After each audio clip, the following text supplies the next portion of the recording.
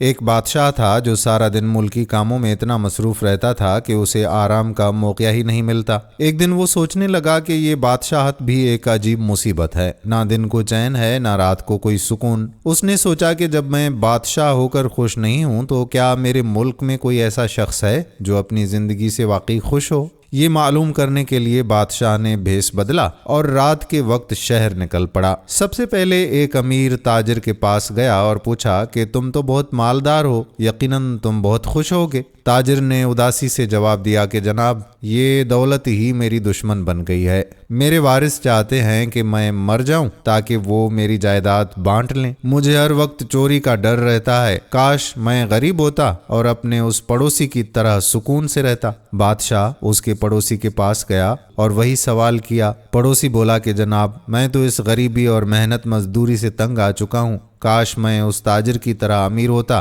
اور آرام کی زندگی گزارتا۔ بادشاہ وہاں سے ایک بڑے سرکاری افسر کے پاس پہنچا جسے حال ہی میں ترقی ملی تھی۔ افسر نے کہا کہ جب سے میں بڑے عہدے پر فائز ہوا ہوں، میرے پرانے دوست مجھ سے جلنے لگے ہیں۔ اس ترقی نے میری خوشیاں چھین لی ہیں۔ بادشاہ اس کے قریب رہنے والے ایک درزی کے پاس گیا تو درزی بولا کہ سارا دن ایک جگہ بیٹھ کر کپڑے سینا بہت مشکل کام ہے۔ کاش میں اس افسر کی جگہ ہوتا تو کتنی عیش کرتا۔ آخر میں بادشاہ شہر سے دور ایک گاؤں پہنچا تو تیز بارش شروع ہو گئی۔ اس نے ایک جھونپڑی کا دروازہ کھٹکھٹایا۔ اندر سے ایک بزرگ نکلے اور انہیں اندر بلا لیا۔ جھونپڑی کی چھت سے پانی ٹپک رہا تھا اور بزرگ نے نیچے خالی ڈبے رکھے ہوئے تھے۔ بادشاہ نے پوچھا کہ آپ کی حالت دیکھ کر لگتا ہے کہ آپ بہت پریشان ہوں گے۔ بزرگ مسکرا کر بولے، نہیں جناب، میں بہت خوش ہوں۔ میرے پاس 2 بیل، 1 بکری اور کچھ مرغیاں ہیں۔ میں اپنی تھوڑی سی زمین پر کھیتی باڑی کرتا ہوں۔ پھلوں کا چھوٹا سا باغ ہے،